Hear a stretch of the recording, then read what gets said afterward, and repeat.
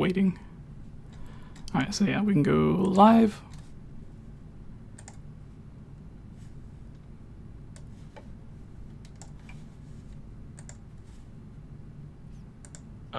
Looks good.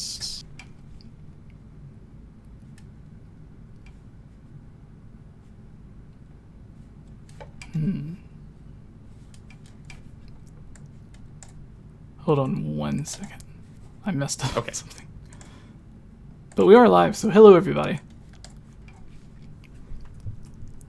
If you give us 2 seconds, we will get to everything.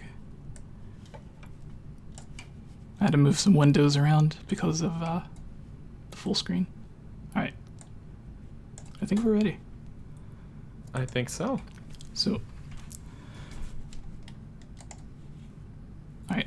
Hello everyone, welcome to the Hylian Gamescast episode 127. We have a very special guest here for the first time with Captain Bergerson and I, Andre from GameXplain. For those who may not know who you are or your channel, which I think could be impossible, go ahead and introduce yourself and let everyone know what kind of content you make on your channel. Yeah, so I'm Andre from GameXplain, as you probably just heard. We do all kinds of video game coverage, but we tend to focus primarily on Nintendo, though we have been broadening out more recently. So we do things like discussions, analysis videos, where we dive in deep on a game trailer and break it out for like an hour or two, because we're wild like that. Yeah, so just we just do all kinds of game coverage. So yeah, and I'm happy to be here. So thanks for having me. Glad we can finally make this happen. Yeah, the first time we had a special collaboration planned with Sean Chipluck from Breath of the Wild, Age of Calamity. He is the voice of Rivali and Tiba, I believe, and the Great Deku Tree. So that would have been really great, but we're finally here, and yeah, I want to get down to GameXplain. How did you first create it, and what was your mindset going into it? Because weren't you at IGN before GameXplain, or am I confusing that with something?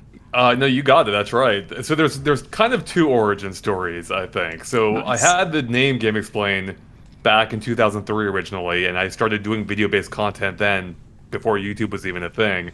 But it was hard to get the word out about it at that point, so I kind of abandoned it. Then, I ended up at IGN, as you just said. From there, I went to GameSpot, and then around this point, YouTube was starting to become a thing. I'm like, oh, people are actually making videos and having people watch them this time. So I decided to leave GameSpot, started working on YouTube, and yeah, eventually, it grew to a point where it was self-sustaining. And yeah, been with it ever since. And I think we just passed the 11-year anniversary now. Oh, wow. So, like, yeah, basically 1/3 of my life has been dedicated to to YouTube and the YouTube channel. So it's been a while. What you mentioned when you first moved your video projects to YouTube, what was the type of videos and the focus that you were going in with that? Like, what kind of videos were you trying to make at first, and how did it evolve into the videos that you do now? So it actually started off originally entirely being guide focused. So I realized early on, even actually before GameXplain, I actually had a website called Nintendo Vision back in '99, well before video was really even a thing online, period. And I started making video game guides then. I realized, this is probably going to be a big thing. I think people will like watching videos at some point in the future. So I was 14 around this time, I think, 14, 15. And yeah, started making narrative videos. Once again, no one watched it, which is why I tried bringing back the concept in 2003 with GameXplain. Ran into basically the same issues there. And from that point, when I brought back GameXplain again in 2010, it began with a guide focus, but it expanded from there. We also had a website too at this time. We do again now, but it's primarily just a hub for our videos. Back then, though, the website had reviews, previews, there's all kinds of stuff, but in text form. And that slowly started turning into videos as well, which is how it kind of ended up being what it is now, which is just like a really comprehensive place to go for all kinds of gaming coverage. That's really kind of all over the place. It's just kind of whatever videos we feel like making, or whatever we want to kind of cover and focus on in the moment. you mentioned, I'll let Daniel go here in a second since I've been talking nonstop for the questions, but you mentioned going from having all of the written stuff and then evolving that into the videos that you do, and that's actually kind of how I started doing all the Zelda stuff on my channel, where I was writing for like Zelda Informer, Zelda Universe, and those websites. And after a while, I thought, why don't I just do this for myself? I'm already writing all of these articles. You can just edit them a little bit and turn them into a proper script for a video. So I started doing that, and now we're here. So my final question before Daniel goes with his is, with GameXplain as successful as it is, what was going through your mind, or when was the moment that you realized, oh man, this is like an actual job that I can have? I can have a full career out of this, and even hire other people to come on and help out and pay them as well. So when I don't think. Oh, sorry. Go ahead. No, I was just gonna wrap it up by saying, like, the moment that you realized, this is it. I've made something great that people enjoy, and I can make a living off of it. So that moment for you, what was it like? This can be a lame answer. I don't think I ever had that moment. Like, it was such a gradual transition to that point that it just slowly became something I accepted and realized without me even realizing it. It's more that, it's more that it's almost the opposite. It's like, if I don't figure this out, then this isn't going to work at all. And it was a gradual process from there of me realizing, hey, this actually, this. I mean, I don't think I ever actually realized this is going to be, I can make this work permanently. And of course, whoever knows if anything really is permanent. But I don't think I ever really had that point. I think it's more that, like, I went in with a mindset that this has to work out, otherwise I'm going to have to do something different. And I didn't want to do something different just because, I had worked at multiple jobs up to this point. I'd always had a drive to do something for myself, which is why I ran websites before in the form of Nintendo Vision, the early version of GameXplain, and I even had a website even before both of those where I just posted like codes and tricks. I think it's still up on Angel Fire. It still exists. There's ad banners over the place now because they've ruined it. But whoever keeps the lights on over there, I'm like, hey, I haven't updated that website in almost 20 years. That's awesome. It's still there. So I don't think there was ever like a point where I'm like, oh, this can actually work. I think it was just a very gradual thing where where our videos gained more and more traction over time, and which felt great in the moment. But there wasn't ever like a light bulb moment where I'm like, oh, this actually is going to work. All right, Daniel, finally your turn. Right. No, I mean, obviously, Andre, with all the variety of content that GameXplain turns out at an impressive rate, can I say? Because when news drops, it's like, boom, GameXplain is on it, and you guys have kind of a reputation. But it's not just like news update videos that you guys have. Personally, like, I really love the analysis machines when you guys crack that out and stuff, especially when I first, kind of discovered, as it were, GameXplain was pre Breath of the Wild, or Zelda Wii U at the time, and how you had these long videos just going into every detail and stuff. And those were just absolutely, well, obviously we spend hours talking on this channel about Zelda, so absolutely up my alley. But is there a particular, I guess, type or style of video on your channel that you are most proud of, or that is your kind of favorite thing to produce? Or is it just kind of whatever is the newest thing, or etc.? It's funny. Those two questions seem similar, but I think my answers are very different. Fair enough. Fair enough. The videos I'm probably most proud of probably are the analysis videos, like, just with how some of those turned out. My Breath of the Wild one was that I think that is still the record in terms of the length and amount of time I spent on a video. Like, that was ridiculous. Like, mapping out the world, pointing out where things are in relation to each other. So that's definitely up there. Before that, my Mario Kart 8 analysis, where I pieced together the tracks based on a handful of scenes, was, I think the point where I realized, hey, these analysis videos are, pretty big for us. But they're also like, those are also kind of grueling to do. Like, they like, spending weeks or months sometimes, in the case of a couple of them, is intense. So I'm always I don't know if I'm ever I'm less happy when they're done and more relieved that I'm over with covering one of them. But I still I still do enjoy like the nitty-gritty of like diving in, like finding out what some of those details are. In terms of my favorite videos to do though, I don't. That's actually hard to say. I think the cool bits probably were my favorite. I haven't done one of those in a while, but those are always fun just because they're like relatively short. They usually I enjoy researching them when I need to. Like for instance, I think one of my favorites I've done was the Blast Core video where it pointed out it's something that's in plain sight. It's just the fact that you can go to different planets in the game. Like you can see planets orbiting you in the background, or from the Earth perspective that the main map takes place on. But what you may not realize is that they're all synced to like actual like orbit time. Like so they're all correct. So like the amount of time Venus takes to orbit as compared to say Mars is identical. So if you sat there long, or sorry, not identical, it's relatively correct. So if you sat there long enough and timed it, like it all makes sense. It just sped way up. So that was a fun thing to point out. That most people never even realized. So yeah, I think those are probably my favorites, and I feel like I need to bring it back for that reason. I enjoyed doing the people who enjoyed watching them. I just haven't done one in a while, so. Yeah, that's good. Those were some really fun videos as well. Actually, just as a side note, Joey is in our live chat right now, and he says he also feels relieved whenever finishing those projects. Yep. Mm-hmm. Jesse, Yeah. I turn it back to you.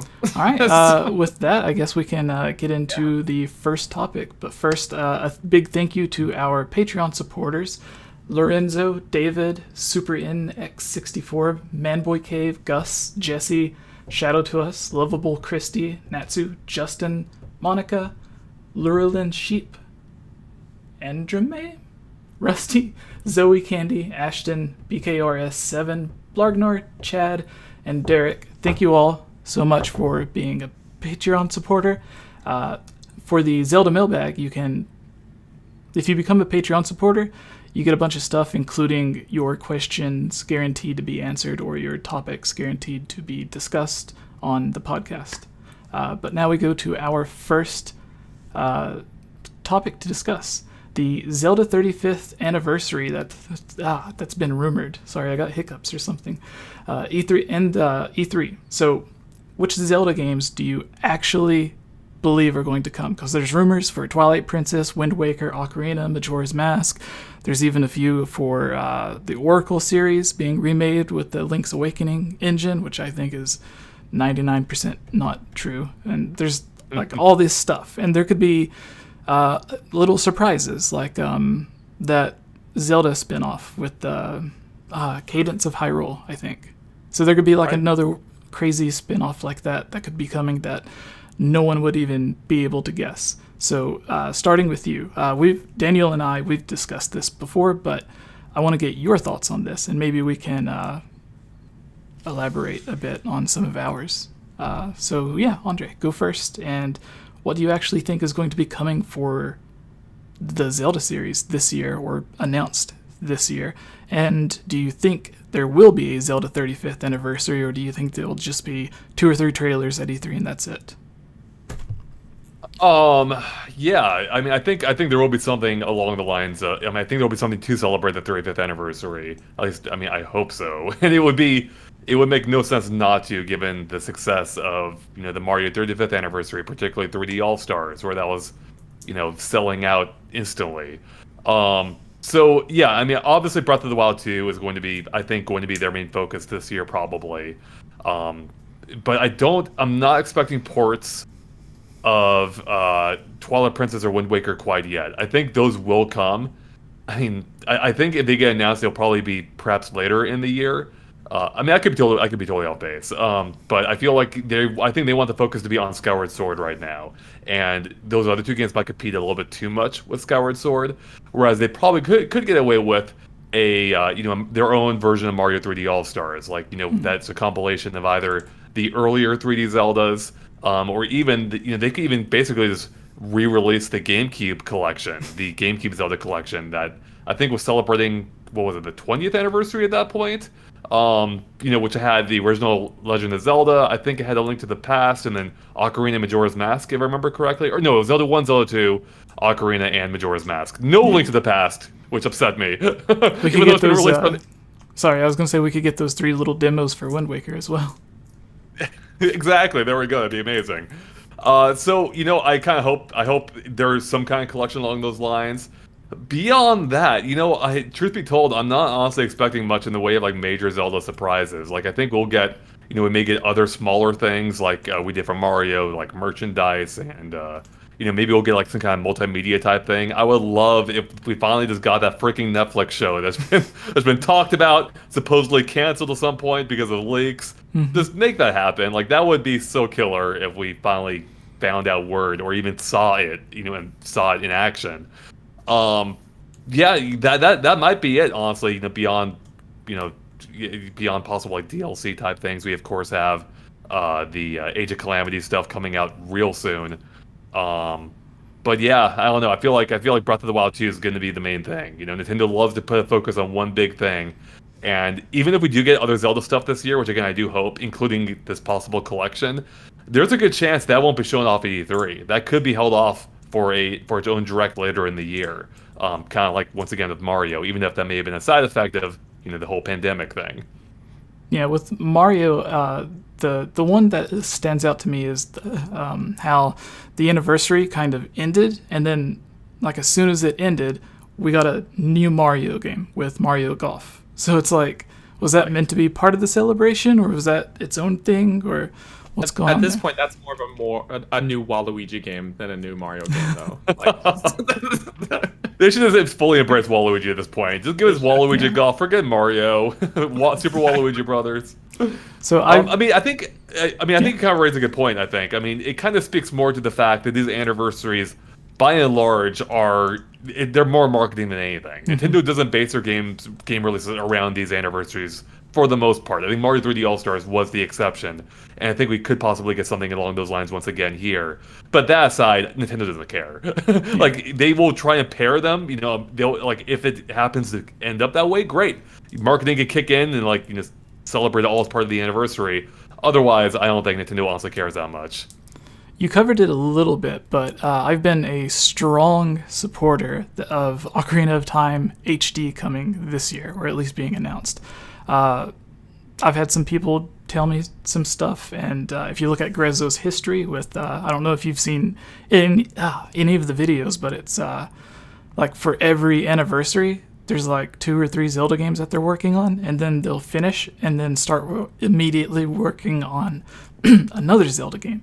So I think 𝐓𝐻𝐲 may have something. I don't know if it'll be shown off at E3 or after E3, like after Skyward Swords had its time to shine, because I think especially Ocarina of Time would just overshadow Skyward Sword, where a lot of people would be like, because there's already so many people complaining about the price and the amiibo and everything, and I think a lot of people would remove their pre-order from Skyward Sword and then put it on Ocarina of Time HD if it was announced before Skyward Sword released. So I think maybe a tease of more Zelda games coming at like a later date, and then later on they'll be like, here's Ocarina of Time and Majora's Mask coming a couple months later or whatever.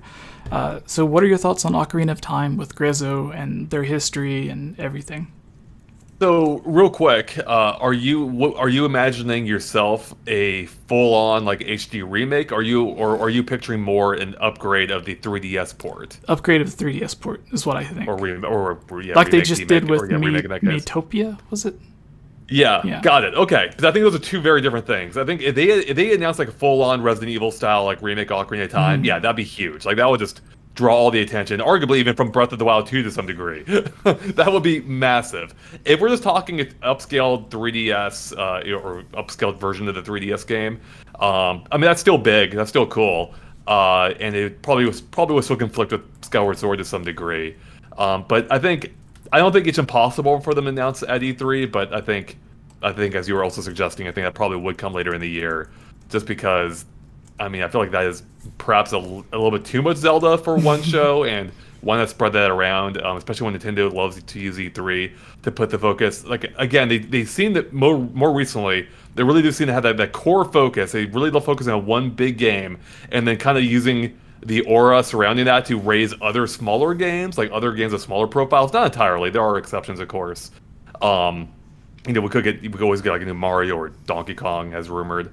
But yeah, I feel like in the case of Zelda, that might be it. I really do hope we do get like a proper Ocarina, remake of sorts. I would still fully love it if they just went back to the drawing board, gave us a full reimagining. I don't think it's going to happen, but yeah. it makes me think of. Yeah. Sorry, Daniel. Oh, I think Nintendo would be too stingy about sort of wanting to keep the core, the essence of that original game intact to a certain degree to give it as grand a reimagining as maybe we want. Like even with Ocarina of Time 3D, I think they said they intentionally left even some glitches in the game right. because they were part of the original experience, that kind of thing.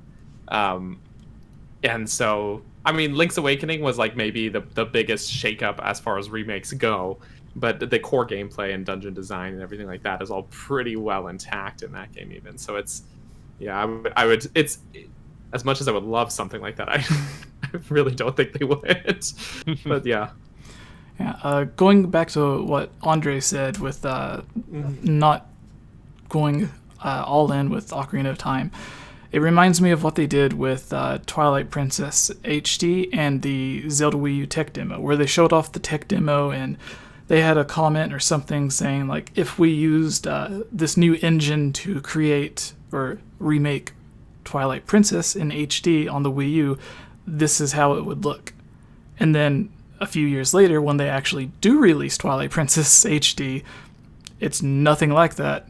It doesn't have that engine or anything. It's just like an upscaled, emulated, almost like the same thing you would get if you emulated it right. in HD, but with better textures and stuff. So it's kind of like that, to where like they have the possibility of doing like the full-on remake, but then you get the smaller, cheaper, faster to develop version. So, but I won't complain. I think Ocarina of Time 3D in HD would be amazing, especially if they up-res the graphics and the textures, and with Majora's Mask change a lot of the stuff that they changed for the 3D version, as Daniel has mentioned a bunch of times on his videos. You want more fishing holes, don't you? Yeah. I was thinking the exact More same fishing thing. ponds. Fishing came to mind immediately.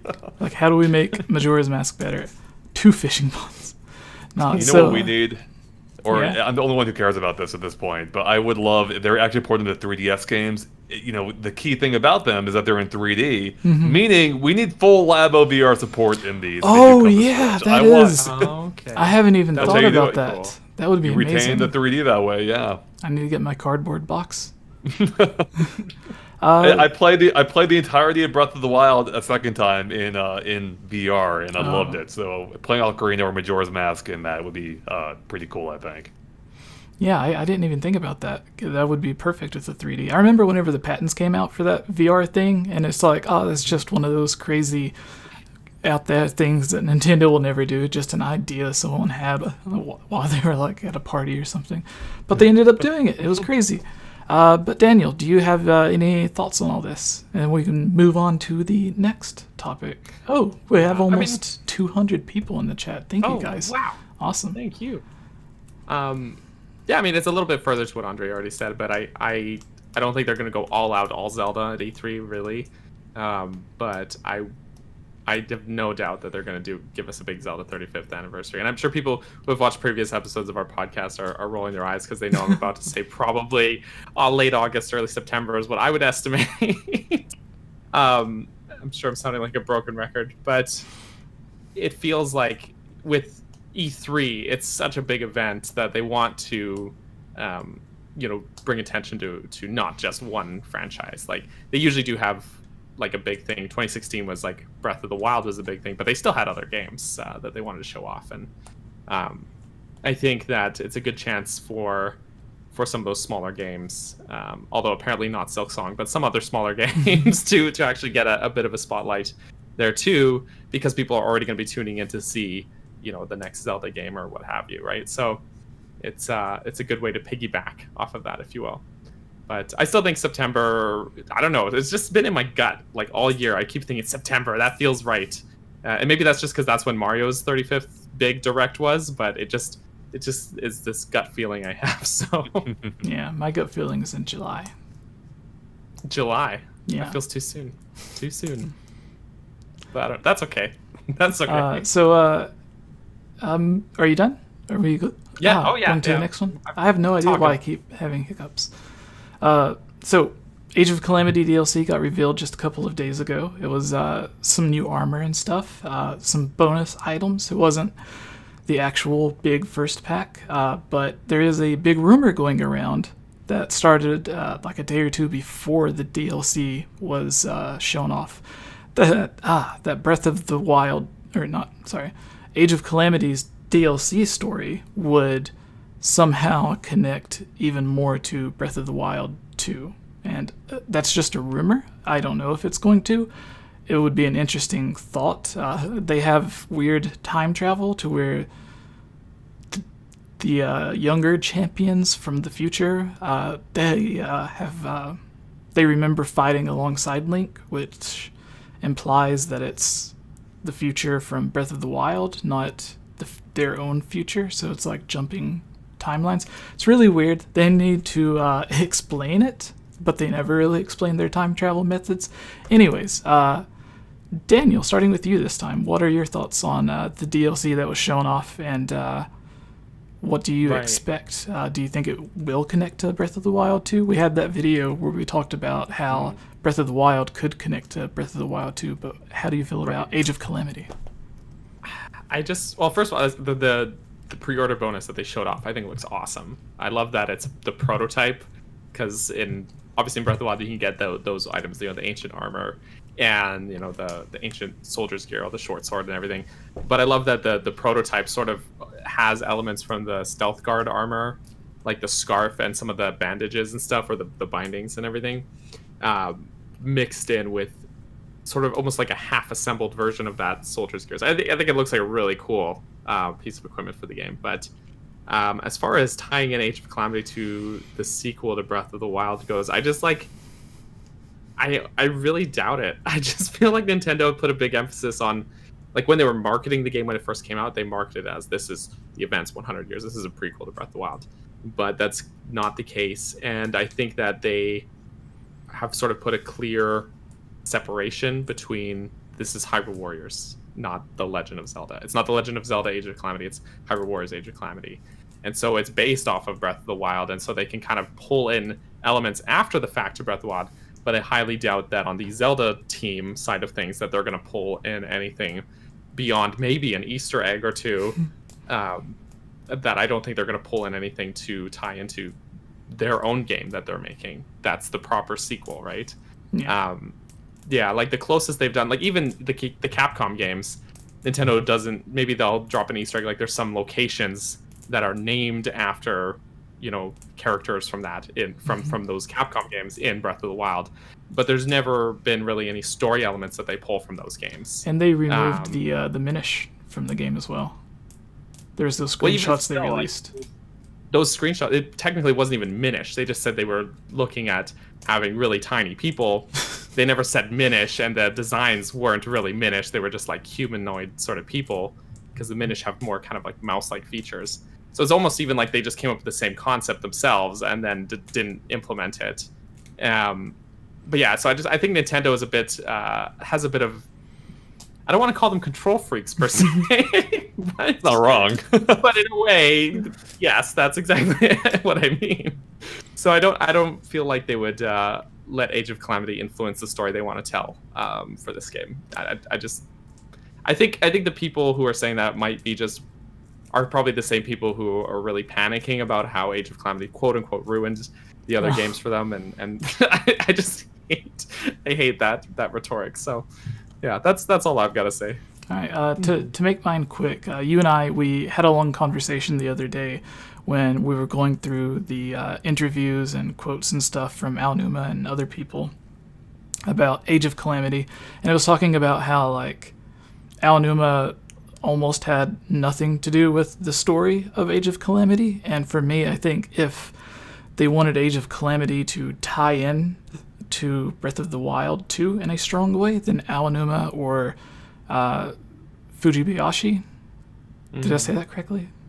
Yeah, I think so, or at least close. Yeah, Close enough. I think they would have had more control or helped out more with the story process and everything, because it says that the person who did write the story or come up with the story and the director just played through Breath of the Wild to pick out things that they could do, and then they would get permission from Nintendo.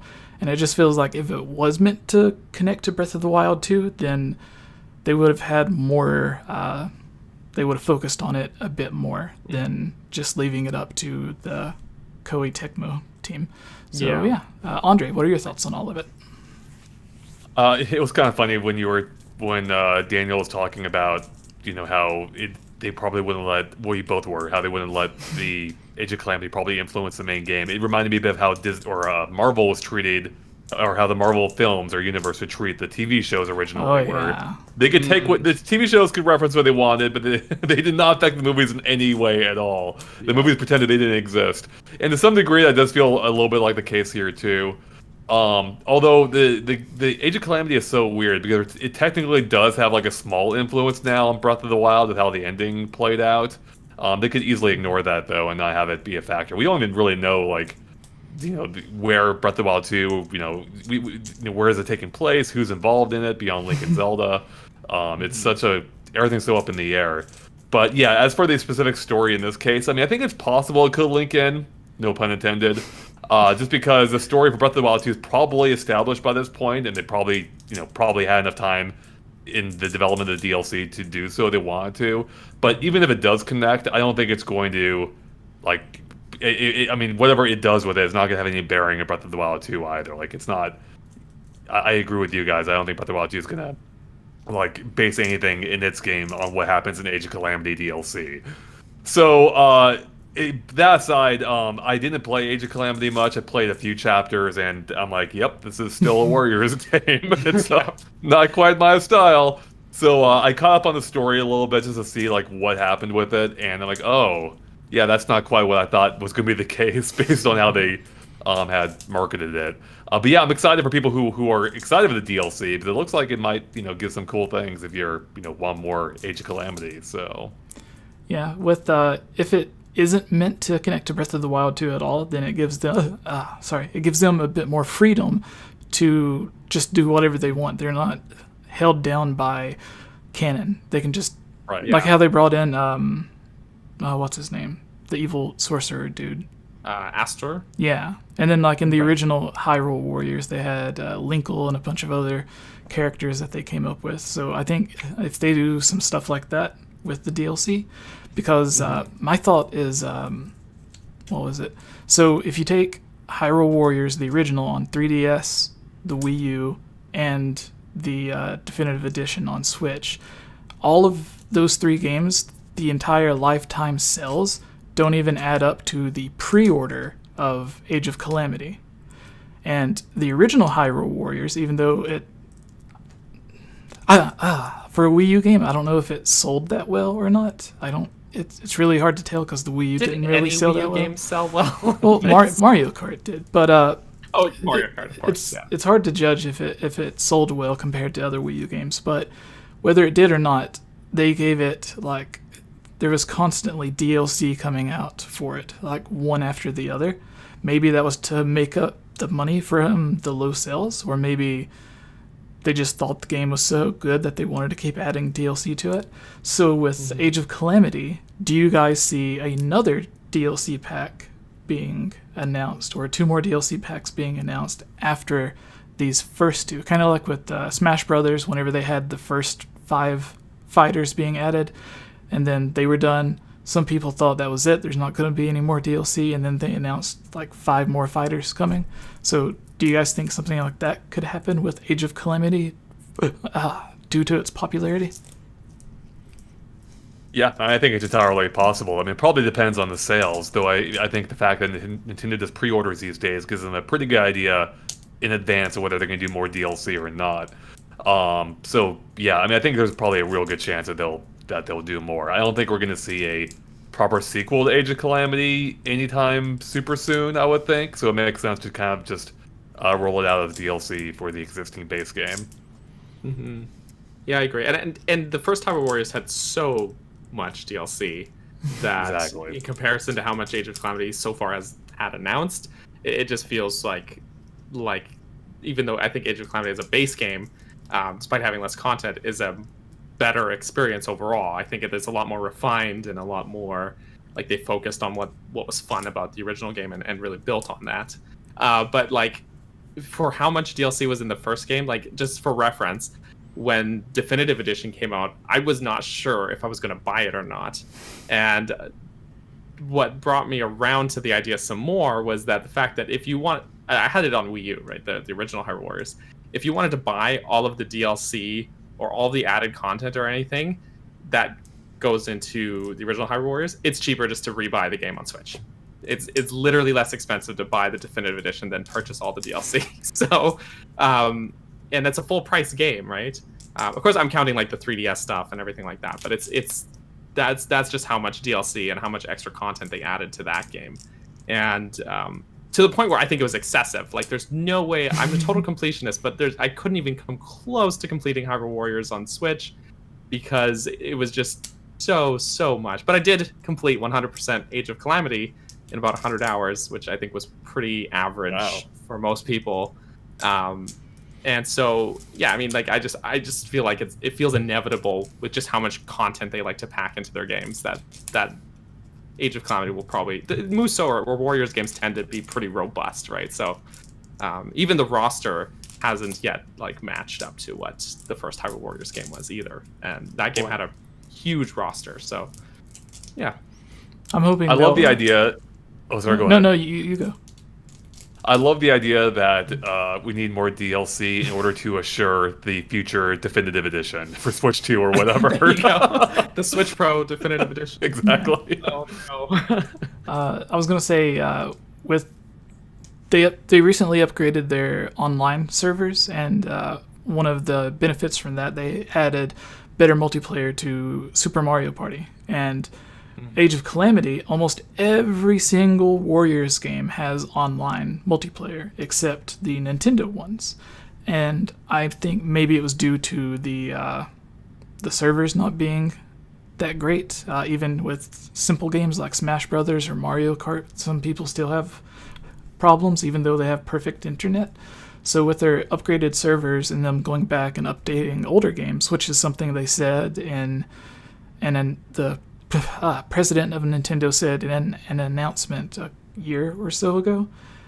So my hope is that Age of Calamity, with one of its DLC packs, maybe it'll include an online multiplayer update instead of just local multiplayer or like playing on the same console.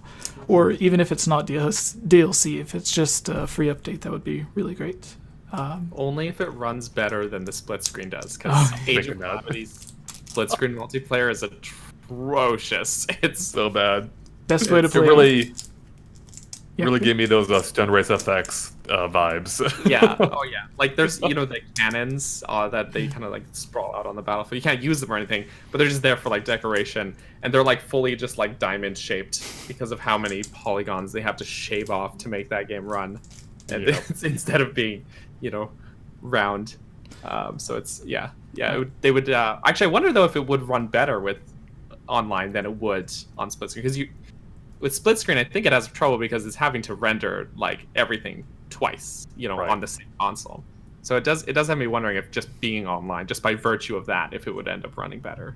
But I think not tech enough to know. At its best it could. The problem would be when there's lag introduced, so you're gonna have like lag. If you have lag combined with a game that doesn't always run at a great frame rate, that could be a little annoying.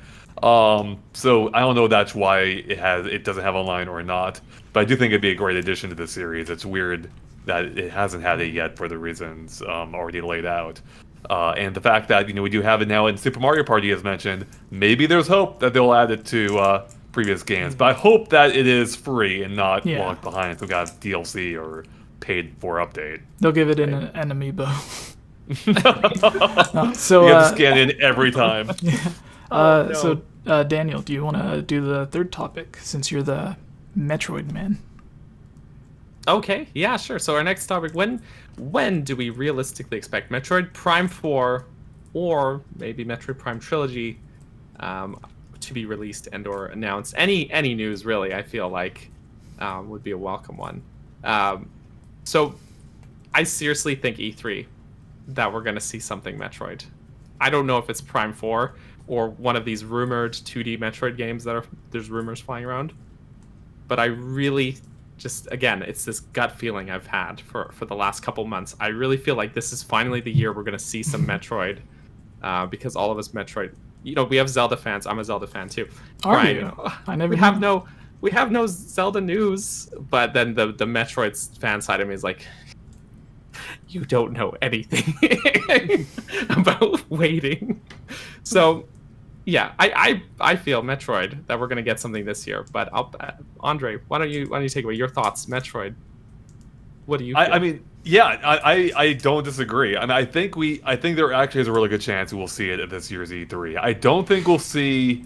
I wouldn't bet on a gameplay demo or anything, but I think we will get at least a glimpse of it, and I think it'd be announced for release next year, with probably next year's E3 being more dedicated to it. I'd be happy to be wrong. If it's somehow this year, that'd be amazing. But I think we're almost exactly 2.5 years out from its reboot date, and we don't even fully know when it was rebooted, like how long before that was Retro already working on it. So it's possible it's 3 years in at this point. But we do know Retro likes to take their time regardless. So yeah, I think there's a very good chance we'll see it in some form, at least at this year's E3. And in addition to that, I think it could very well be paired with another 2D Metroid as well. I think it's highly unlikely we see a 2D Metroid without Metroid Prime 4 being there as well. I think they're almost in a similar situation as to when they were the first time when they announced Metroid Prime 4, where they almost had to announce it's in the works so people didn't lose their cool again. And I think we're at that point again where it's been so long since it's been announced. They have to show it without showing another Metroid first. So I think we'll get a little glimpse of Metroid Prime 4 announcement for release for next year, along with Splatoon 3, of course, so sometime next year. So we're already getting a 2022 lineup. And then, we'll get, Metroid, Returns 2 or whatever the heck they're doing. So Super Metroid remake, I don't know, whatever it is. But what do you think of this DM that Jesse sent us in this group chat that says Metroid Prime 4 Double Dash? AKA the most offensive thing I've ever seen in written form. Oh my god. I will take a Double Dash sequel in whatever form it is. In which Metroid Prime 4, whatever. I'm there. I'm picturing now, did you guys see, what was a new Disney movie? Raya? Yeah. The Lost Dragon or something. Yeah, and she rolls around on the armadillo thing. Now I'm picturing like a Double Dash style game where you roll around in giant Metroid balls as some other random character. You need just the shooting each ball. other. Yeah. Yeah, so my thought is there's going to be at the end of Nintendo's E3 Direct, and they're going to be I don't know why I keep hiccuping. They're going to be like one more thing, and everyone's going to be expecting gameplay of Metroid Prime 4, but it's just going to be the title, and then while everyone's anticipating, they just reveal the subtitle. Double Dash. Oh my god! I would respect it. I would respect the hell out of that. So, if they just use the same trailer as before, just add the subtitle, that'd be fantastic. Yeah. So instead of now in development, it's going to say still in development. So, or they announced it's been rebooted again, and now Bandai Namco's taking over development once again. I would love to see a GDC conference, kind of like how they went over the development of Breath of the Wild, but go over the development of Metroid Prime 4 after it releases, from like what it was when the Japan studio was working on it and how it changed and got scrapped and got rebooted with Retro, and just see that whole history. I think it would be really, really cool. Because maybe I want to see what the original Metroid Prime 4 was. Like, what was it? What about it warranted it being completely rebooted? All blast ball, all day. That's all it was. So I'm thinking like maybe like you finish blast ball and the door opens and there's another arena and you play more blast ball. Sorry, Jesse. No, I was just thinking like maybe like if 90% of the original Metroid Prime 4 was bad, then like maybe there was at least 10% that was really good. Like maybe buried beneath all of the bad ideas and gameplay that they may have had in the game, maybe there was something cool that was there that we now don't get to see. So that's why I want to see the GDC conference. But Daniel and I, we were sent, and well, I I don't know. We were sent an email from someone who told us about the Skyward Sword stuff coming out. It was right about that, what time that direct was going to be announced. And so that same person emailed and said that Metroid Prime 4 had entered localization. And I had the conversation with Daniel, like, if it's not the full game being localized, could it be like a vertical slice of the game to where it's just like a demo section that they're localizing just for E3 instead of the full game? Because I wouldn't expect the full game to be complete this fast unless they just have a ton of really good developers. But with the demo, I think that would be a more likely thing to be localized. If what he said in the email was true, like the Skyward Sword stuff ended up being true. So have you heard anything about that, Andre, and what are your thoughts? I haven't heard anything about that specifically. I don't know. I could be off base here, but I believe what I remember hearing or reading at some point is like Nintendo has, they more recently, by recently within the last 10 years, have started doing the localizations far earlier in the process now. That way you're not getting those lengthy delays between regions, 6 months to a year. But as a result of that, sometimes the localizations are changing even, as the game is being made, just because the game isn't done at this point. So I wouldn't be that surprised if it actually is being localized, but it doesn't necessarily mean that it's, close to being done. But you're right, it could be partially too for, some kind of demonstration. We have seen that even in Nintendo Direct trailers, for instance, like all those trailers are by and large updated for the local regions, featuring, local, dialogue or text on screen. Sometimes even the actual gameplay scenes are different. Like even in Mario Golf, the actual moment-to-moment gameplay scenes are almost entirely re-recorded for the or for the American trailer from the Japanese one. So yeah, I mean, I think that would lend credence to the idea at the least that we will be seeing it at E3. All right, Daniel, do you have any thoughts? And then we can move on to the mailbag, I guess. Kind of a random thought, but if they were to do a demo, I just had this idea in my head where typically in Metroid games, for the unacquainted, who I know you guys know this, but just for anyone listening or watching who might not know, a lot of the time, not always, but a lot of the time Metroid games will start with a sort of action sequence, especially the Prime games. And there's sort of an action-heavy sequence before it lets you kind of loose into the world to explore. And so like Super Metroid, for example, you have the space station, you go through, you find some dead bodies, you fight Ridley, it's going to blow up, you have to run as fast as you can. And then similar idea with Prime, you're on the space station and Ridley again shows up and it explodes. So pretty much the same thing. But I could very well see, and even 3 actually, Prime 3 had a similar thing where there's whole lengthy space pirate attack and sequence that it was very Halo-esque. But them really trying to sell you on how awesome this game is, and then they let you loose in the world and you're like, right, it's a Metroid game. And so I could definitely see them, if they were to demo something, taking that kind of slice of the game to really kind of sell people, because Metroid is not a very popular franchise, so which breaks my heart to say out loud. But if they wanted to, I think, just bring in people with something really new and exciting and dangerous and flashy, then if the game follows that kind of Metroid trend, I could definitely see them taking that, like you said, vertical slice of the game and being like, here's your demo. It's the first 10 minutes of the game. It's super action heavy. There's a chase or escape sequence. This thing explodes. Demo ends. Now you really want to see what happens next, so you have to buy the game. Yeah. Anyways, that's just a kind of a wild thought, but I thought I would just get it out of there. I was really surprised the way they marketed and promoted the demo for Hyrule Warriors: Age of Calamity, to where they just give you the beginning of the game and then the save data just carries over to the real game. So something like that would be really cool, but I don't think it would be. But I mean, that even then, often with Metroid, that is the start of the game. And so, and if you think about that, that was like their E3 demo for Breath of the Wild was basically the Great Plateau. It's just the start of the game. And it was just this small chunk that's at the very beginning of the game. And then now, like you said, Age of Calamity's demo. I think even Pikmin 3's Deluxe's demo actually, I think even Pikmin 3 on Wii U's demo. That's right. It was basically just that, like the first like whatever 2 in-game days of the game, and then it's like, okay, you gotta buy it if you want to see what happens next.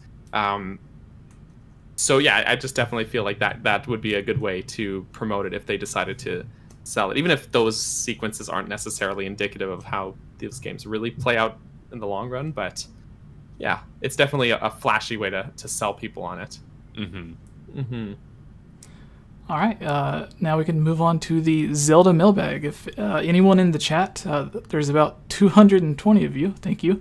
If any of you have a question, you can tag one of us with your question, and if it's good enough, then we will answer it. And everyone else who is a Patreon supporter, you get your questions guaranteed to be answered first. So our first question comes from, Natsu, who says, what is your favorite scrapped concept for Breath of the Wild that you'd like to see in the sequel? And while we do this, Daniel and Andre, you guys can search through the mailbag to find your questions as well, if you can find one. Or if there's one in the live chat that you see that stands out, then you can go with that. But yeah, the first Breath of the Wild, there's a lot of scrapped concepts that we've seen. Even stuff like there's the artwork of the giant island rising up with Ganondorf on top of it, and then in the Breath of the Wild 2 trailer, we see the castle rising up with probably because of Ganondorf. We don't really know the reason that it is going up, but we assume it is Ganondorf's power making it rise up. And there's the robot hand thing that he has in one of the concept artworks. And then in Breath of the Wild 2 trailer, he has weird magic hand stuff. So maybe they repurposed it and went magic instead of mechanical. But the one thing that I would love to see is probably a cheating answer, but the hook shot that they said was in the game that basically made you play like Spider-Man. So I would like to see that, but they could implement it in a better way to where you can't just connect to anything. It has to be wood or a target. So if you shot it at like a shrine wall, it would just hit it and come back like normal stuff when you shoot in Ocarina of Time with the long shot. And then maybe you can like hit an enemy, and if he has a certain weapon, then it'll pull it back to you as well. So I think that might be a cool idea to unarm enemies. So Daniel, what are your thoughts? What would you like to see aside from the hook shot? Aside from the hook shot, yeah. As far as scrapped content, so things that they took out of or that didn't make it into the final game. Yeah, there's a bunch of it in the Zelda books. Yeah, you kind of mentioned it already, but there is that concept art where Link had like sort of like a Sheikah mechanical arm and hand, and so like you speculated just now that might be something to return in the sequel with the green magic hand instead. But I don't know, just the concept art looked really cool because it kind of makes me wonder. In Skyward Sword, for example, you can take like materials over to the workshop and like upgrade your gear and that kind of thing. And part of me wonders if that was something that might have carried over to that, where you could take, maybe some materials or weapons that you found and like make enhancements or changes to like this prosthetic arm that Link had. Maybe give yourself, like a shield hand or a sword hand. I have no idea, but the concept art showed a lot of like him like swapping it out for stuff, or maybe having like the Guardians have their kind of laser beams, maybe be able to have something like that. Like the imagination runs wild with it. But another thing is, I think there was a dragonfly that was supposed to detach from the Sheikah slate, and it was supposed to work like the beetle from Skyward Sword, but they theoretically it would have had a camera that you could see. Right, and I think they scrapped it because they were like, well, it worked, but there was no point to using it ever because you could just climb up there and like look around, or just use the scope and look around. Yeah. But it would have been cool because the beetle had more functionality than just scoping around or just viewing your surroundings. It had the ability to kind of like pick up and drop things like bombs and that kind of thing. So I don't know. It could have been cool. I could definitely see if it were able to drop bombs, people just spamming, like flying over a bokoblin camp and spamming bombs and not actually going into fight. But hey, options are always cool, right? Yeah. And that would only really get you so far in theory if you were fighting that way. So it's before it just gets tedious anyways. So I don't think it would get too tired out after the very early game. Yeah, I think a lot of that stuff was removed because, like that Dragonfly thing, I feel like it was designed specifically for the Wii U gamepad, and whenever they switched it to the Wii, they had a lot of stuff that had dual functions on the dual screen, because I think you'd be able to see it normally on your TV, but then if you looked at your gamepad for your Wii U gamepad, you would see like the camera top-down view of a camera from the Dragonfly. I think that's what it says. Or that makes sense. Or maybe you just switch so like the main between camera the would cameras. stay on Link like normal, and just the gamepad would show the Dragonfly. You know what? That seems like a very Nintendo thing to do with the Wii U gamepad. Yeah. So I don't know if that's what they were going to do, but from the wording and everything, that's the idea that I got. But Andre, what would you like to see from scrapped concept Breath of the Wild stuff? You basically just took what I was going to say. I'm like, no one's I'm going to sorry. mention the gamepad. No one's going to talk about that. I wanted the gamepad. I wanted to see how they were going to use it. I'm sorry. Because I actually, I wasn't the biggest gamepad fan, but I thought I added actually a ton to Wind Waker and Twilight Princess, specifically Wind Waker. I thought it was great, and I was excited to see a Zelda game designed with it entirely in mind. We saw it being used for access to the map in the earliest of the demos.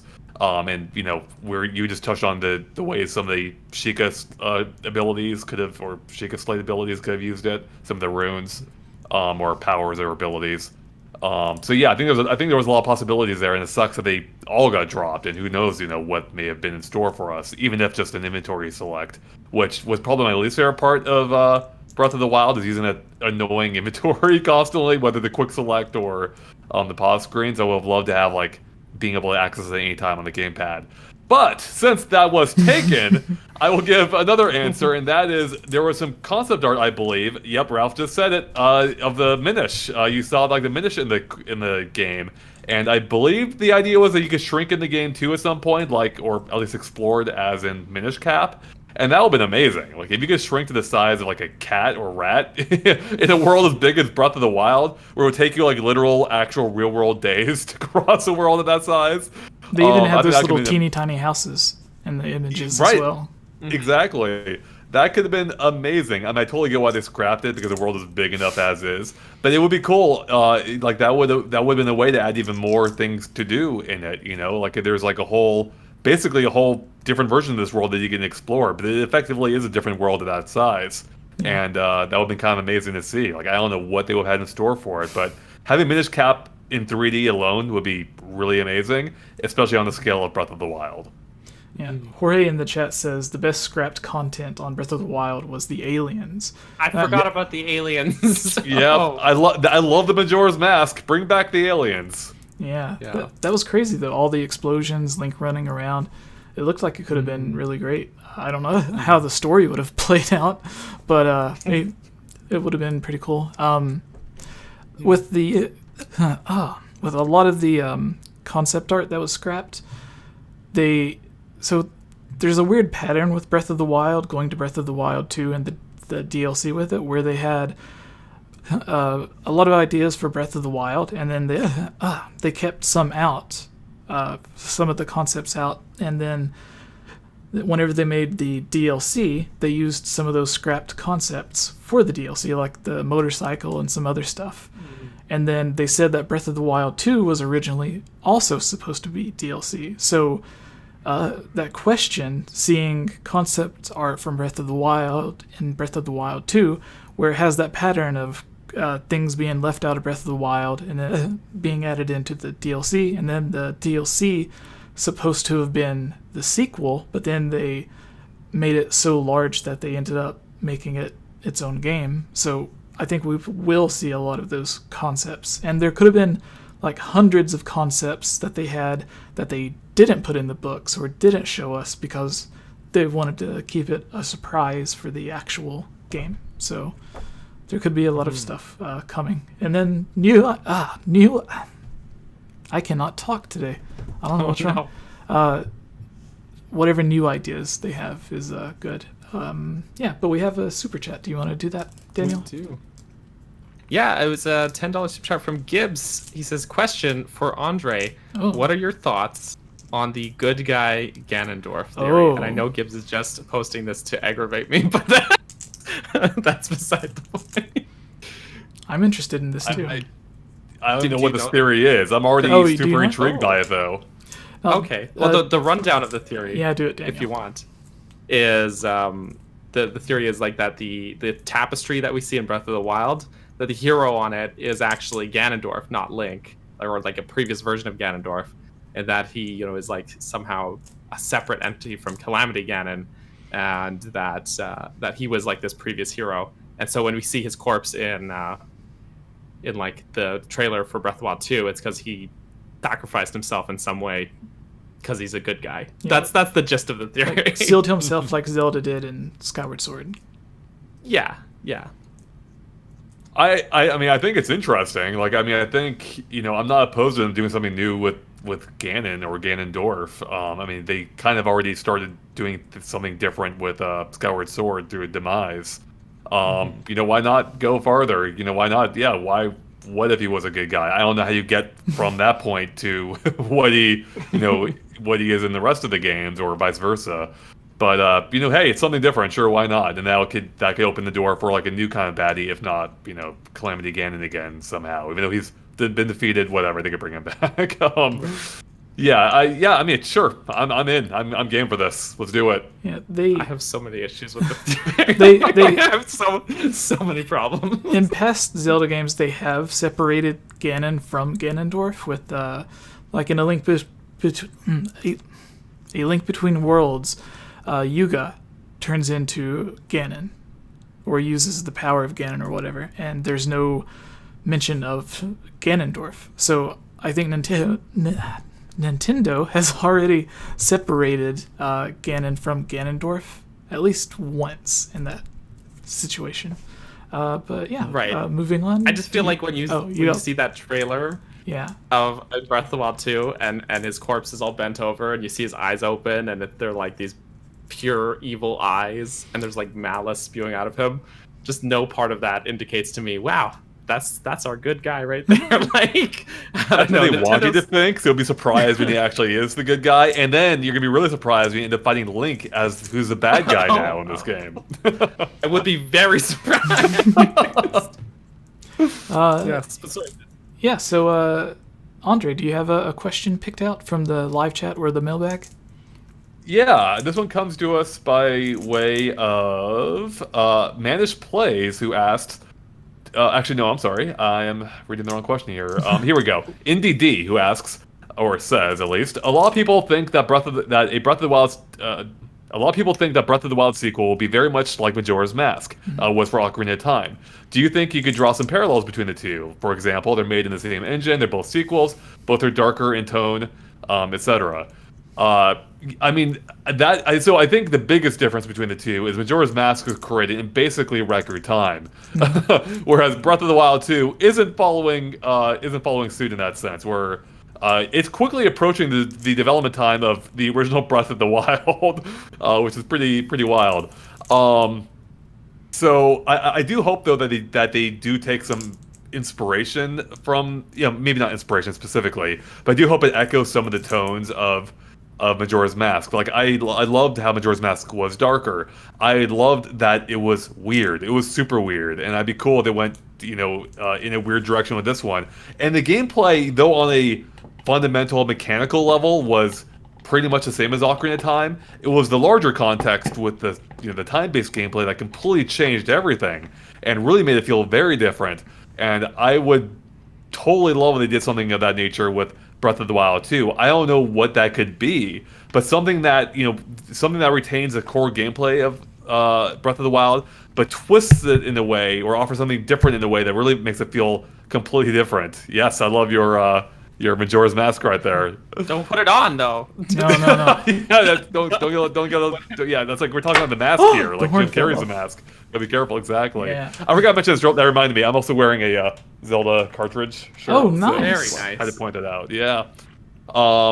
So yeah, I mean, I think Nintendo. I imagine Nintendo probably had some kind of internal struggle with what exactly is a sequel to Breath of the Wild anyway. Because part of what made Breath of the Wild partly so so fun to play was it was a complete reimagining of everything. It rebooted the series effectively. Where do you go from there? Like you can offer just more of the same, but you're not going to have the same impact as before, and maybe you don't need that, But I'm sure Nintendo has asked themselves, like, what can we do that will offer something new enough that feels fresh, even if not to the same degree as the original? Like, how do we build on this in a way that is still fun while maintaining the the exploration element of the original? Which is I actually have a feature coming up I've been working on that because in the trailer for Breath of the Wild 2. We've seen them, it seems so far to possibly be taking place in the same world. But, like, what more can you do with that world then? Like, if it's just the same world, which I feel like there has to be more. But if it is, what else can you do with it to make it fun to explore again? And I think Nintendo's probably been asking themselves similar questions. Can I give you a couple of ideas for that? Yeah, go for it. Absolutely. Okay, so in Breath of the Wild, so like everyone wants temples and like traditional dungeons in Breath of the Wild. Everyone asked for it. For the DLC, and then they didn't get it, so they asked for it for Breath of the Wild 2. And a lot of people are like, well, they can't include temples or traditional dungeons because they're not there in Breath of the Wild. And my thought is, like, it's really simple, and to me it was common sense that, like, when you first start the game, there's no Sheikah towers up, there's no shrines anywhere, and you make the Sheikah towers come up from the ground out of nowhere, and then some of the shrines come up from nowhere after you complete puzzles. One idea I had is, like, if they implement underwater exploration in Breath of the Wild 2, then they could have it to where when you're in Lake Hylia, you can swim down and you'll find, like, a little cave that you can swim into. That'll be the water temple that... Did you see my script? I literally have this in my script. I swear to God. No, so this is actually something that we've talked about a few times on the podcast, but, like, you can do that, and, like, you can just say, like, well, it was there in Breath of the Wild, you just couldn't access it because you couldn't swim, right. But now you can, so you can get to it. And then, like, for, like, an ice temple or something, like, you could just do something to where, like, there's just an avalanche that comes down. There's a cave that you can go into that turns into the ice temple, or they can have it to where, like how you have to find that tunnel that goes to the Leviathan and the shrine in the snow mountains. They could have a cave like that you go into that's hidden, that wasn't there before, but now the snow's cleared out and it's there. Or they even have shrines just rise up from the water sometimes out of nowhere. So they could just have a bunch of different stuff that's like, it was always there, you just couldn't see it. Like maybe there were boulders or something blocking the fire temple, but now you can get to it because, well, for whatever reason, I don't know. But they could just have a bunch of cool stuff like that. We have another super chat from Nintendo Prime. Do you want to get that, Daniel? Yes, our friend Nate, Nintendo Prime, says, awesome convo tonight. Keep killing it, you three. Thank you, Nate. Appreciate that. Yeah. So it seems like we have similar thoughts then. Great minds. I think you're gonna like my. I think you'll like my feature because I'd literally say almost word for word even exactly what you just stated. So should be fun. I've been working on it on and off for I actually started writing it like a year ago. I only finished it up recently, but it should be fun. Yeah. But with Breath of the Wild 2's development, you mentioned it's almost been as long as the original Breath of the Wild. And from what Nintendo's told us, the original Breath of the Wild took so long because they had a lot of troubles fixing the physics engine to where they had to get it absolutely perfect. And if they tweaked one thing to where the wind blows and it makes an apple roll, then there would be a bug that if the wind blew and that apple rolled, a log or a tree that's fallen over would just get launched through the air, and they had to get the physics engine down perfect, and then I guess porting it to Switch and working on like 2 different versions on 2 completely different types of hardware also took a bit of extra time. So now with Breath of the Wild 2 taking almost as long as Breath of the Wild, but now the physics engine is already perfect because they can start from where Breath of the Wild finished. They have all the character designs already done. They have most of the weapons, the gameplay, all the mechanics done. So in this time that they've had, which is almost as long as the original game, I think that is more than enough time for them to actually create what they normally do and have some version of a second world. Like Ocarina of Time had the past and the present. Twilight Princess had the Twilight Realm and the normal areas. And then they even had a little bit of time travel with the Temple of Time as well. Majora's Mask is just, well, it entirely takes place in a separate world, but this entire time they've had is more than enough time for them to go in and add these new temples and new designs to certain areas that's already in Hyrule. So I think all this time they've had to have been working on a second world, whether it's like the Dark World version of this Hyrule that we get to see, or the Sacred Realm, or the Twilight Realm, or something. Daniel doesn't like the theory, but I kind of like the idea that that circle mirror that you find the pieces for is like some variation of the Twilight mirror. So like maybe it could give you access or something, because we see the ruins of the Arbiter's grounds, and there's like nothing there. Like, it's cool that they included the Arbiter's grounds, but it's just like literally nothing. So maybe in Breath, There's a Korok. yeah, That's well, not nothing. so maybe in Breath of the Wild 2, something will happen to where the Gerudo can go out into the desert and explore and do stuff now because they don't have that giant divine beast trying to kill them. Right. With them able to go out and explore, maybe in Breath of the Wild 2, when it starts, the Arbiter's grounds is cleared out and dug up, and you can actually see it and stuff. So I'm hoping stuff like that happens, since they've had so much time for Breath of the Wild 2. And yeah, that's the last thing that I have on it, Daniel. Oh, thank God! They're gonna give away my entire feature if you keep going. Oh, I'm sorry. Good. If you guys have anything to add, you can. If not, Daniel, you can pick a question. I think it's your turn now.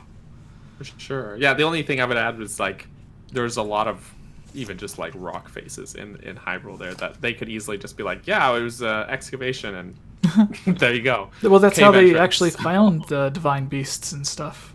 Oh, was that too, excavation. yeah, So it makes sense for the Yeah. story. Wasn't there isn't there like a model in the game of like a mole divine beast or something? Or There's some one kind hanging of, in like- the ancient tech lab.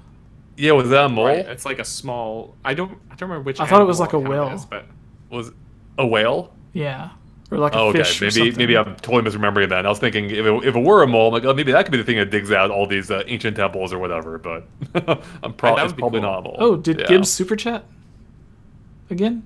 His name's scrolling across the screen, but I don't see a new super chat.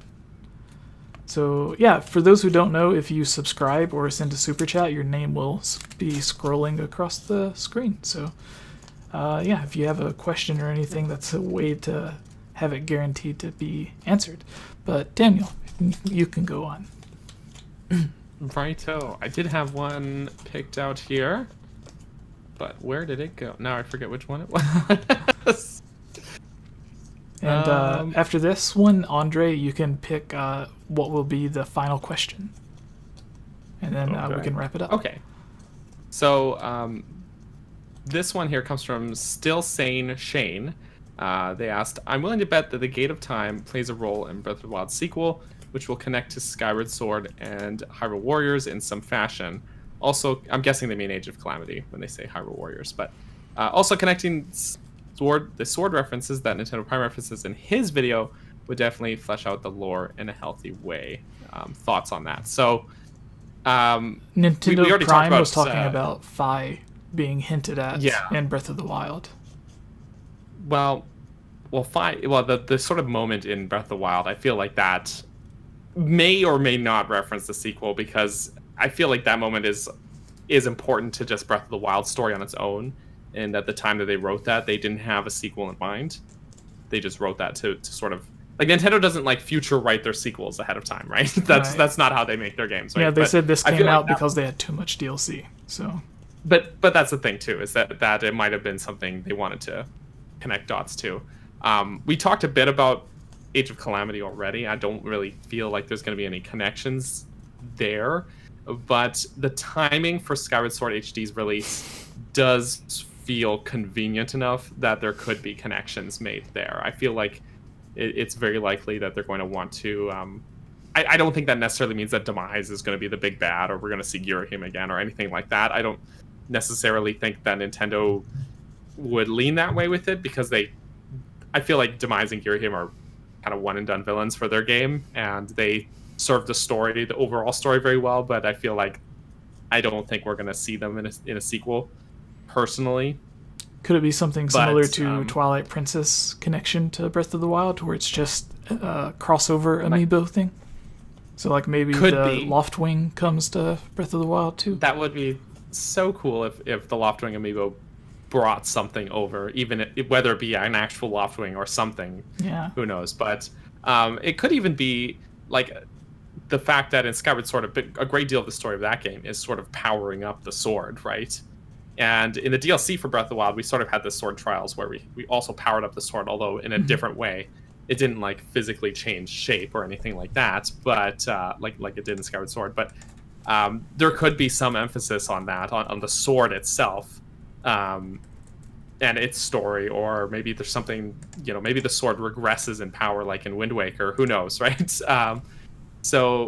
But I do feel like Skyward Sword's connection feels more likely to me than Age of Calamities, because Skyward Sword's got a very detailed and very lore-heavy story that conveniently came out for the 25th anniversary, and so now we're on the 35th anniversary with a new Zelda game on the horizon, and then they're re-releasing this game for its 10th anniversary.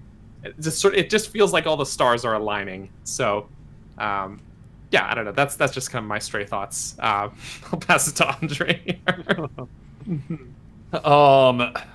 I feel like Breath of the Wild is really like Nintendo's version of a soft reboot. I think like they're just kind of like almost wiping the slate clean, starting over.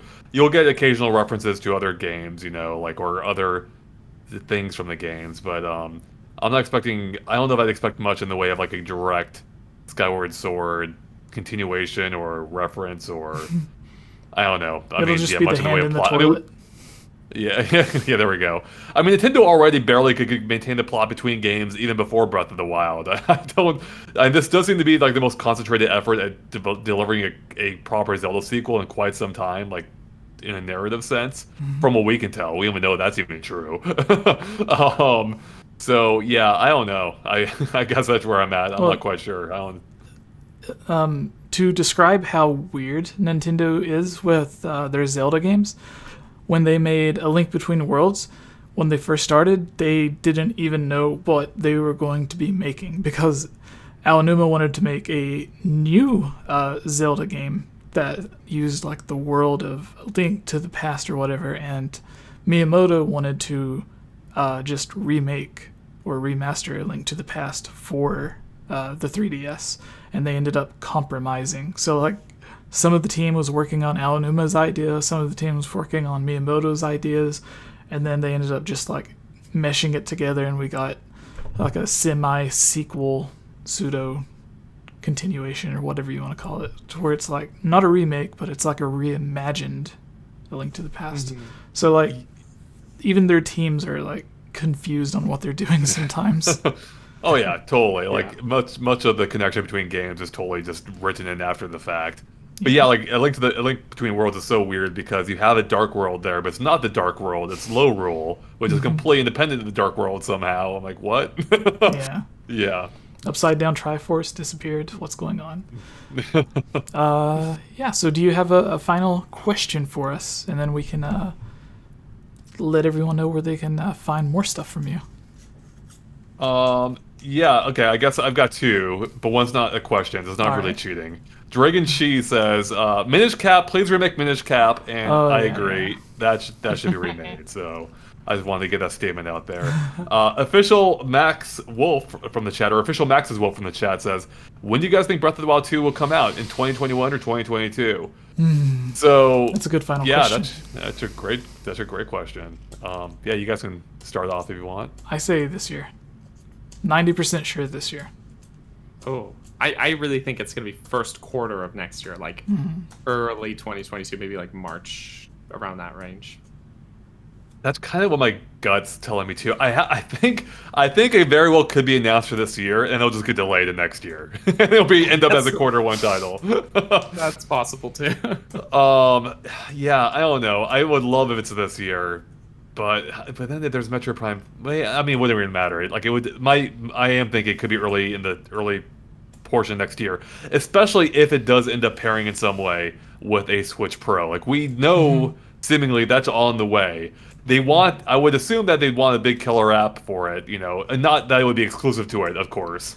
Did you It'll read work on the current Switch, but the news about NVIDIA wanting to move away from the type of processors that the Switch uses? So, like, even if Nintendo wants to continue making the Nintendo Switch, they might not be able to because NVIDIA wants to use that manufacturing to create new, better chips instead of the chips that the Switch is using. So it's like Nintendo is sort of being forced out of making the Nintendo Switch, but they probably already have warehouses filled with like tens of millions of Switches, so it may not affect them. I have no idea what's wrong with me tonight. It's weird. Yeah, so you're just too excited for all the Zelda hype coming up. Yeah. But actually, what Andre said about it being I know you kind of half jokingly about it being delayed, though. That almost makes me think that the reason they haven't given us any sort of release date info is for that reason. Like they don't want to say something and then have it delayed. Because with Breath of the Wild, for those who recall, Miyamoto asked Aonuma right to his face, "Are you sure this is coming out in 2015?" And Aonuma said yes. They had that Star Fox game, and it didn't. Yeah, and then Star Fox Zero did happen, but yeah. So it almost feels like to me they're kind of just avoiding saying anything so that they don't have to go back on their word Right. with that release date. I mean, technically, Breath of the Wild's official release date wasn't even announced until like 2 months, I think, before. Like it was in the January presentation that they announced it for March of that year, I think. But we all kind of knew it was probably coming. I might be misremembering this, but it was pretty close to the release date. They actually gave us a firm date. We knew it was coming soon. We just didn't know the exact date. But before that, they had said like, "Oh, well, this year," but never given a firm date. And then now they're giving us with the sequel even less. Even like we haven't seen Hide nor Hair of it in like 2 years now almost. So yeah, that just makes me kind of suspect the reasoning for their quietness, I guess. So Matt. I almost kind of hope. Oh, I'm sorry. Go ahead. No, you're good. I was just gonna do a dumb joke. You can go on. No, I gotta hear the dumb joke now. Oh no, it's just Matt Fry in the chat says Breath of the Wild 2 will feature Daniel, the Banana King. I can only wish. You're gonna rival I am the the Banana Yiga. King, but Yeah. What was you gonna say on? Yeah, I was just gonna say. I almost hope it is released for next year, because then that would suggest that there's going to be another pillar game coming up this year that we don't know about yet. What could that be? And that's kind of exciting. But one argument for why it may not come out next year is the fact that there's also Pokemon Legends and at some point, and both going for the open world style game. And not that they're direct competitors, but I don't know. That does seem like a pretty for a company that used to never make open world games. Now they're having two within possibly a few months of each other. Might be a little too much. I don't know. But yeah, it does make you wonder, what else, could there be? What else is there going to be at E3 period, right? So. Yeah. What was I going to say about it? Yeah, Breath of the Wild 2 is, as I mentioned earlier, it's going to be interesting because, like, we talked about the possibility of it being delayed, and the main reasons it was delayed the first time was, they said, because of fixing the physics engine, as I mentioned earlier.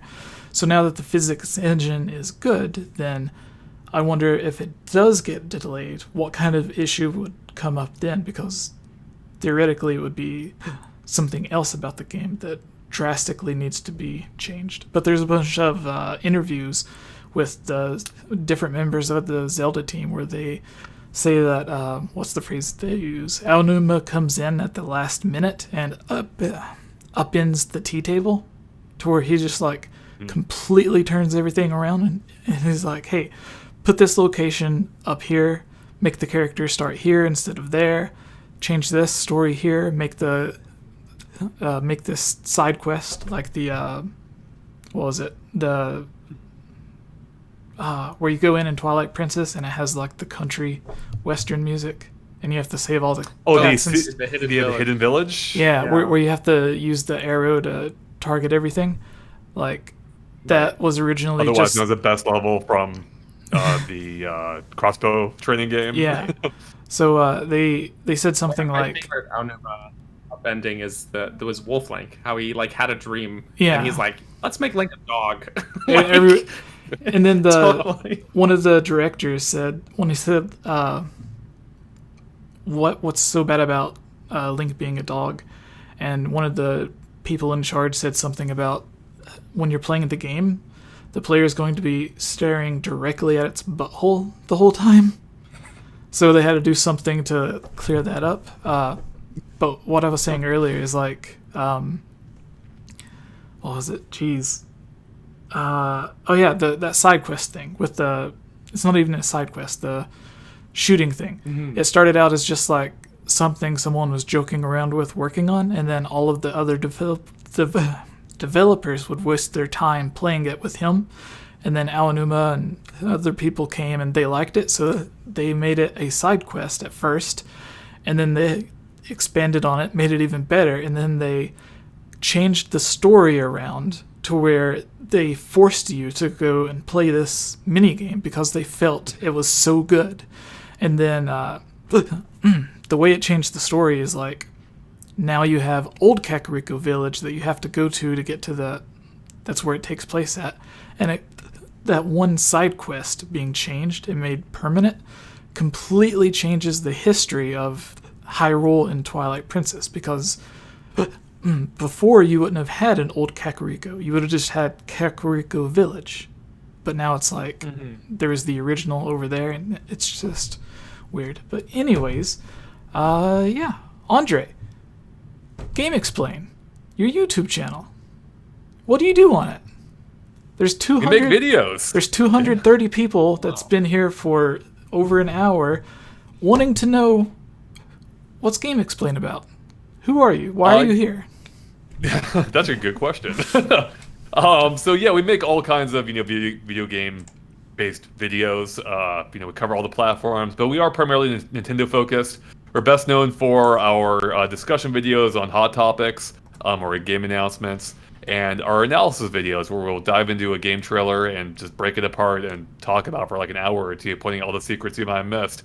And I suspect there'll be a few of them coming up with E3 around the corner. Probably one for Breath of the Wild 2, I imagine. And I'm hoping it doesn't take me another 6 months like the first one did, or however long it was. But I cannot deal with that again. So yeah, you can just find us on YouTube, GameXplain, and there you go. All right. Do you have any special videos or projects that you're excited that's coming up that you would like other people to check out? Well, I did until you talked about the entire thing I've been working on. I'm sorry. I'm sorry. So yeah, we have that video coming up probably sometime this week or next week where I'll talk about some ideas I have for Breath of the Wild 2. Beyond that, we'll have a ton of E3 coverage, absolutely. We have some fun, some live streams coming up involving some past E3s, so I think you may want to stay tuned for those, seeing as we're having a couple anniversaries this year for some previous E3s. And yeah, that about covers it on top of everything else we post on a daily basis, like news and discussions and reviews and all that. So yeah, lots of should be fun, especially with again E3. It's probably we don't know anything. We don't really know much about going into this year's E3. Like it's so weird that we have 4 Nintendo games coming out if you count Metopia within the 2-month span, and we don't know anything really much beyond that for the rest of the year, so, besides possibly Breath of the Wild too. So. Makes me gotta be excited for it. Yeah, and I just posted. Joey. Sorry. I said, plus they have Joey there. Oh so. yeah, exactly. I was really surprised whenever Joey got that job, because I think I seen something about GameXplain hiring or something like that, or maybe you mentioned in a message that a DM that we had going back and forth that you were looking over. People to hire or something like that, and then I seen Joey's tweet about an exciting thing coming up, and I just put the two together. I was like, he got the job at GameXplain. That's right. You were the one that figured it out. You cracked the code. That's right. You messaged me, and I'm like, how does this guy? So you're just reading my mind constantly between spoiling my Zelda feature, knowing who we're hiring. It's weird. Yeah, so I spammed GameXplain's Twitter on in the chat. You can go click it, or if you go to the description, there should be a link to the YouTube channel, the GameXplain channel, and the YouTube GameXplain channel, the Twitter for GameXplain, and Andre's Twitter if you want to follow him and keep up to date. Is there anything else people can check out? Do you guys have a Patreon or another way for people to support you? Yeah, I mean, we do have, we're on most of the social media except for TikTok. We're too old for TikTok, apparently. Yeah, we're on Twitter, Facebook. We are on Patreon as well. Whatever the usual Patreon address is, it's just patreon.com/GameXplain. You would think I would know this by now.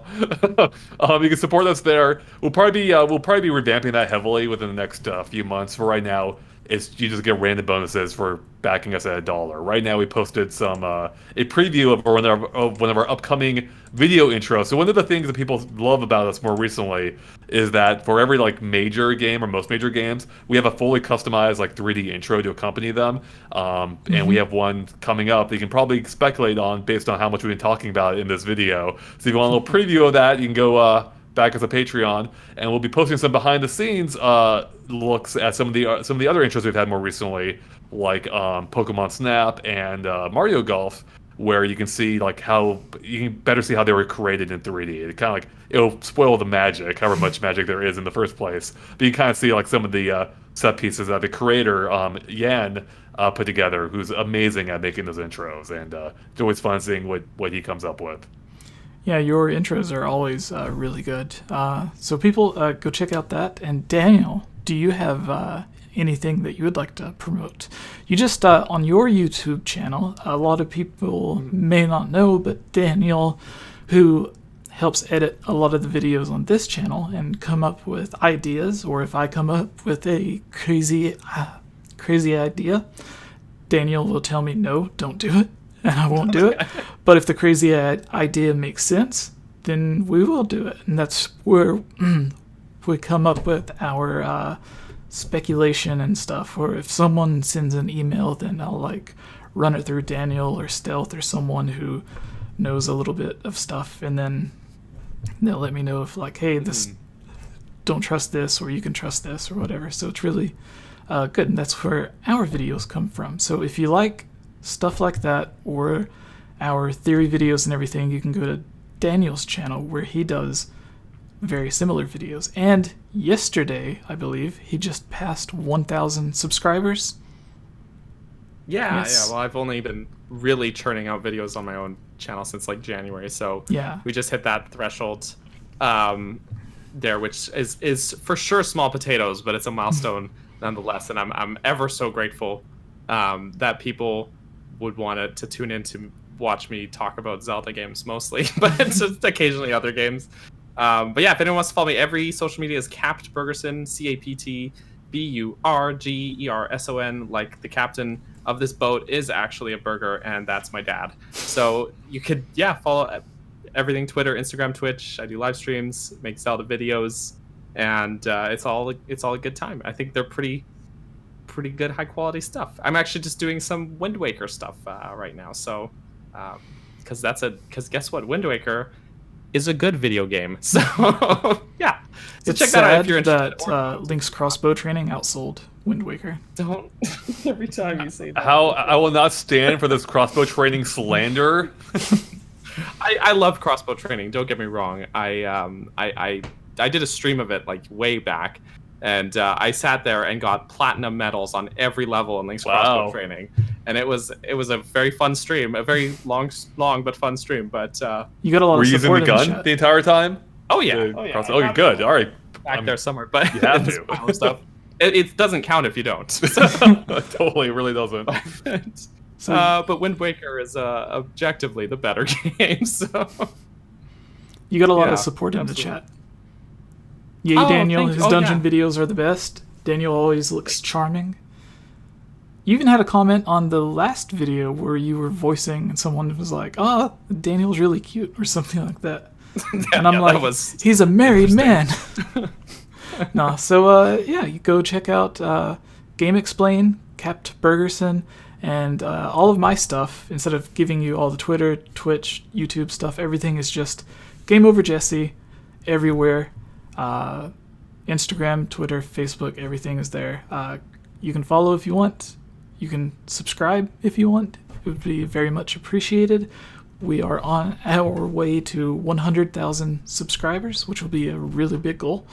And yeah, thank you all for watching. We still have like 180 people that's just watching us talk about nonsense. All right, watching us talk about Link's crossbow training. yeah. Do you guys have any final words before we say bye? Yeah, well, thanks for having me. It's been a blast, and congrats on the 1,000 subscribers, Daniel. Oh, thank you. Yeah, congrats. And my final word is bananas. Bananas. Yeah, all right. So thank you all for